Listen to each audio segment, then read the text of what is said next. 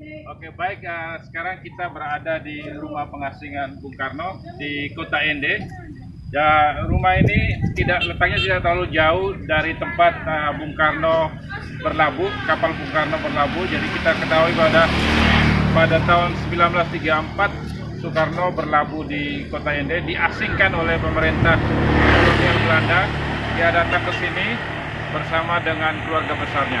Nah, ini adalah rumah beliau selama 4 tahun diasingkan di Kota Ende dari 1934 sampai dengan 1938. Selengkapnya kita bisa masuk ke dalam dan kita bisa melihat isinya apa di dalam, dan semuanya masih barang-barang yang pernah dipakai oleh Soekarno dan keluarganya selama beliau berada di sini.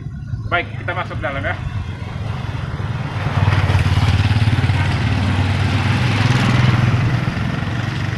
Nah, ini replika patung Bung Karno. Kita bisa lihat dari luar, masih bangunannya masih asli seperti apa adanya dulu. Ada sedikit direhab sedikit, diperbaiki sedikit, tapi tidak merubah rumah aslinya pada zaman itu. Hanya ditambahi taman dan berbagai hal yang lainnya.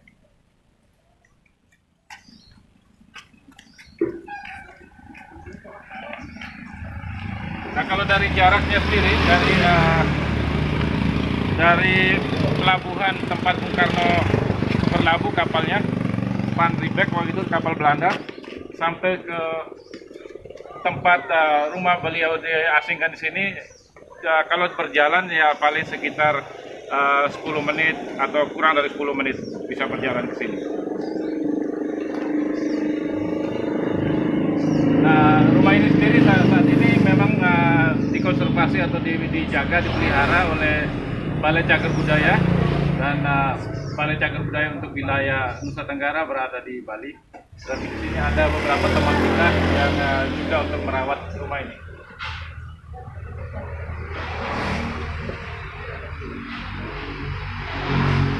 Kita bisa lihat bentuk-bentuk jendela, bentuk-bentuk luarnya masih asli, tidak ada yang dirubah. Kalaupun ditambahi paling dicat, dirawat bangunannya saja. Termasuk pintunya. Nah, ini adalah ruang tamu. Bagaimana Soekarno menerima kerabat, sahabat, teman, siapapun yang ingin bertemu dengan Soekarno, disinilah ruangannya. Nah, apa yang kita lihat di etalase-etalase ini adalah berbagai benda peninggalan Soekarno atau hal-hal yang pernah dipakai oleh Soekarno. Kita lihat di sini ada biola. Biola ini beliau pakai selama di sini, dan kita ketahui bersama Soekarno adalah orang yang berjiwa seni tinggi. Dia bisa melukis, dia bisa membuat naskah drama, dia bisa bermain musik.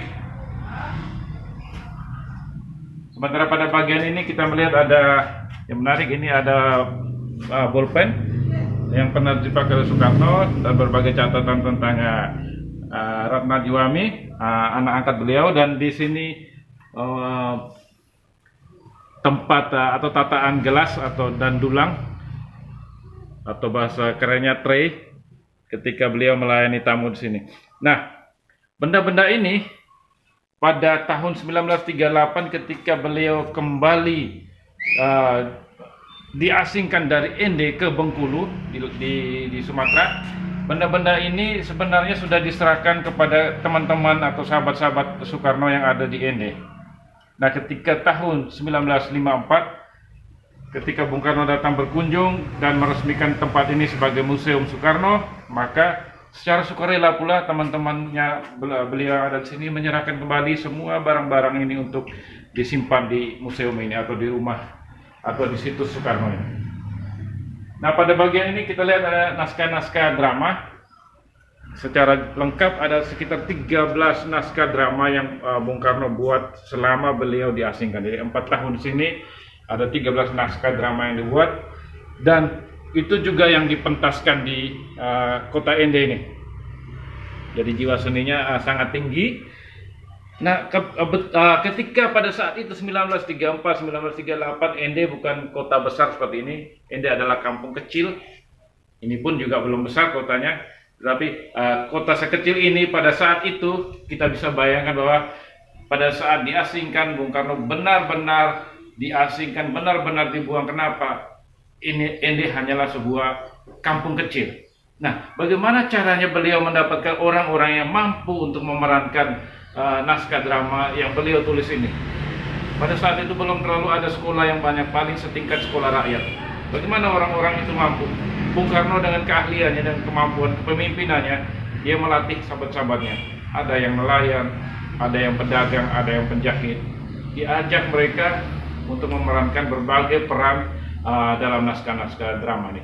Nah, naskah-naskah drama ini lebih banyak adalah sindiran-sindiran atau hal-hal yang menyinggung tentang penjajahan Belanda selama di Indonesia. Jadi ini dia di mana dipentaskan drama ini. Dia tidak punya tempat. Beliau selama berada di sini, beliau berteman baik dengan pastor-pastor Belanda yang letaknya tidak jauh dari sini. Kalaupun berjalan paling sekitar 10-15 menit jalan kaki ke biara atau gereja di dekat sini. Nah, kebetulan gereja mempunyai sebuah aula yang diperbolehkan pihak gereja memperbolehkan Soekarno untuk mementaskan berbagai drama itu di situ. Nah, itulah kehebatan beliau dalam berkomunikasi dengan semua pihak, bahkan dengan pastor Belanda pun. Nah, di sini adalah beberapa catatan tentang surat keterangan nikah dan surat keterangan cerai. Seperti kita ketahui, Bung Karno ketika ke sini beliau berawat bersama istri beliau, Ratna Juami. Inggit Ganarsi. Inggit Ganarsi itu siapa? Inggit Ganarsi itu adalah istri dari Tuan Kos ketika Bung Karno ada di Bandung.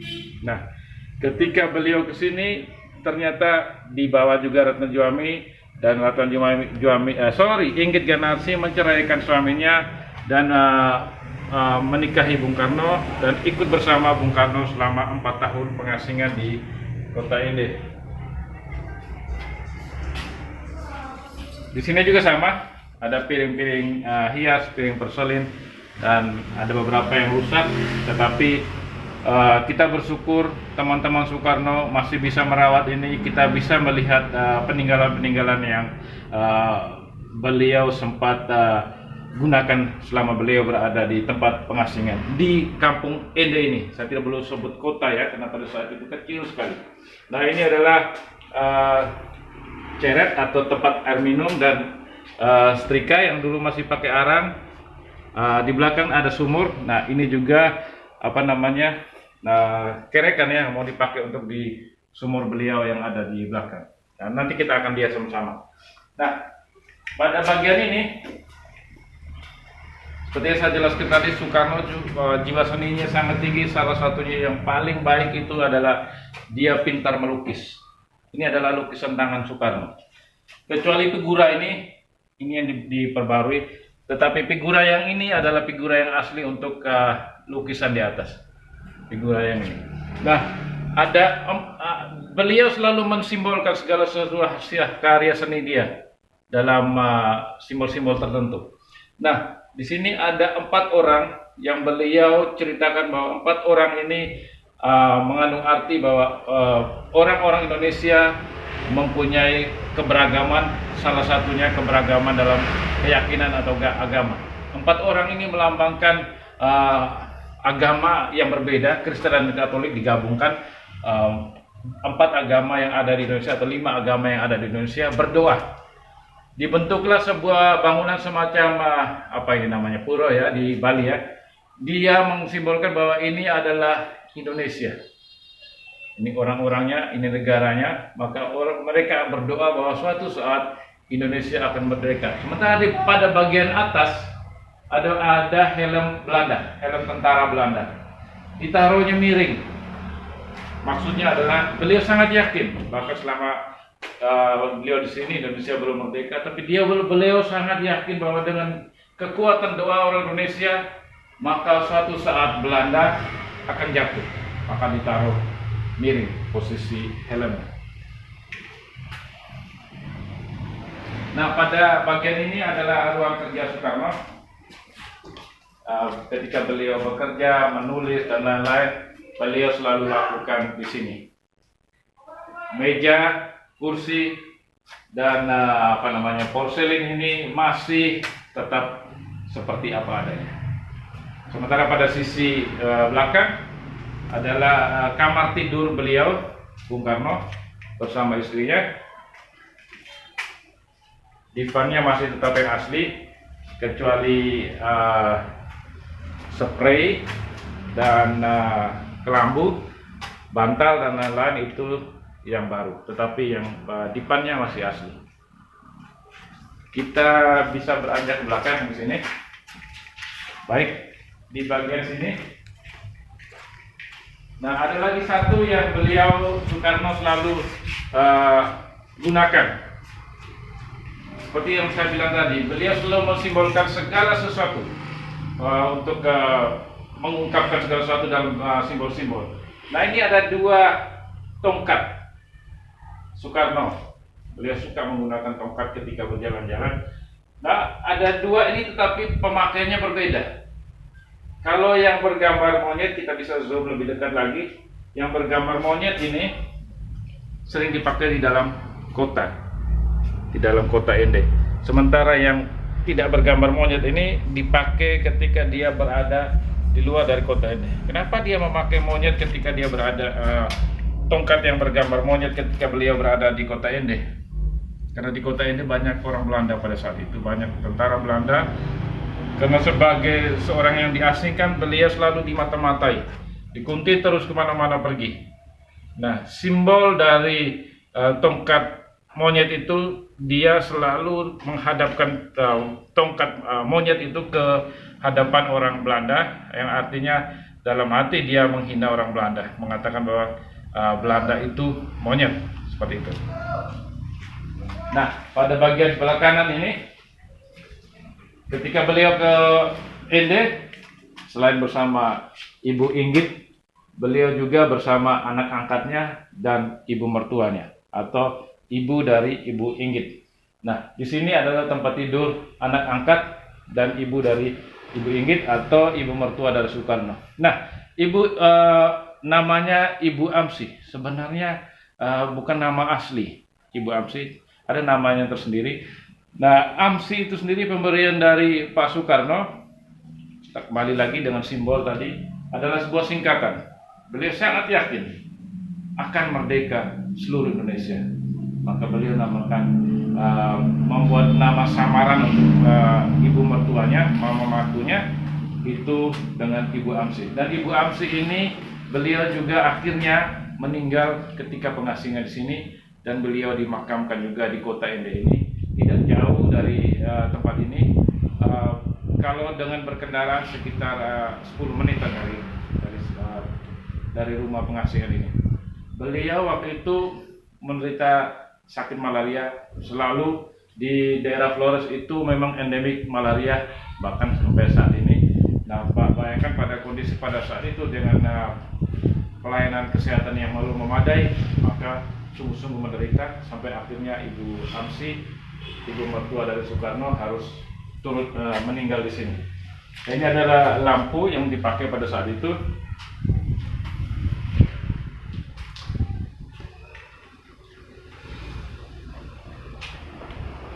Nah, pada bagian belakang di sini cukup luas, berbagai aktivitas keluarga bisa dilakukan di sini. Sementara di sisi sebelah kanan jarang-jarang dibuka, memang boleh dilihat. Ini adalah tempat Soekarno sembahyang. Boleh di zoom lebih dekat. Nah, kita bisa lihat ada semacam bekas hitam di bagian atas, ke arah kiri itu arah barat. Jadi dia ketika sholat di sini tidak pernah memakai sajadah, sehingga ada membentuk bekas ketika dia sujud di lantai itu.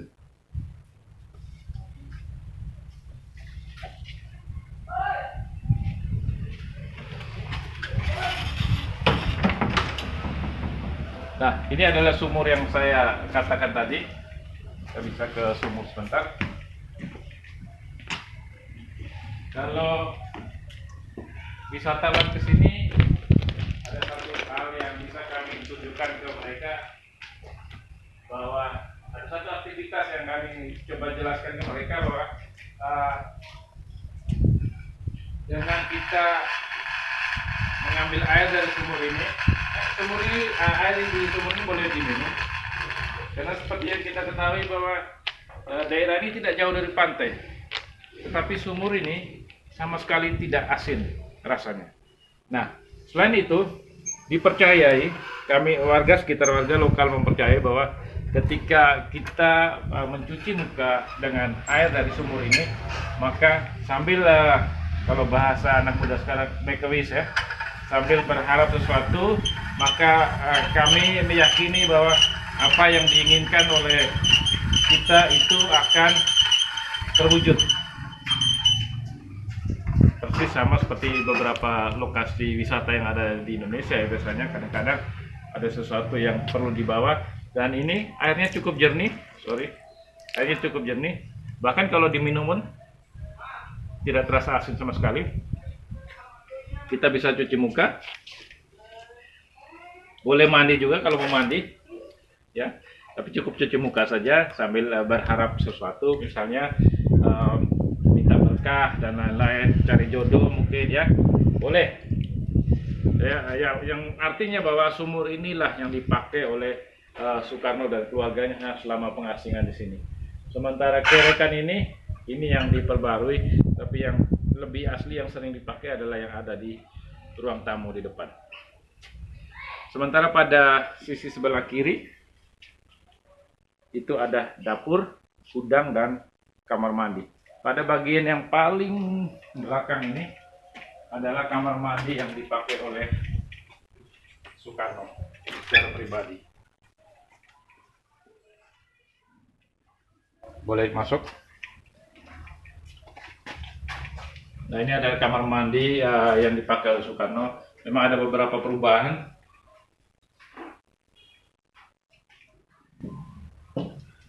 Di bagian ini adalah gudang dan dapur.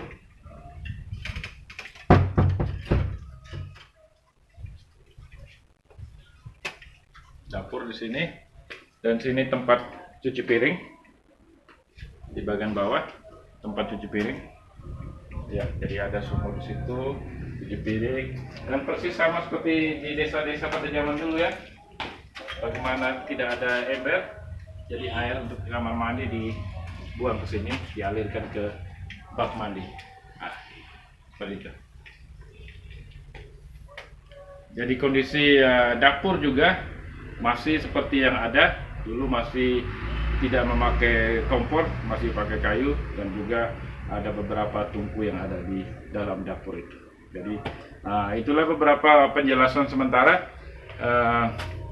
Nanti mungkin kita akan beranjak ke berbagai tempat yang lain, termasuk dengan Kelimutu atau Taman Nasional Kelimutu. Baik, selamat siang.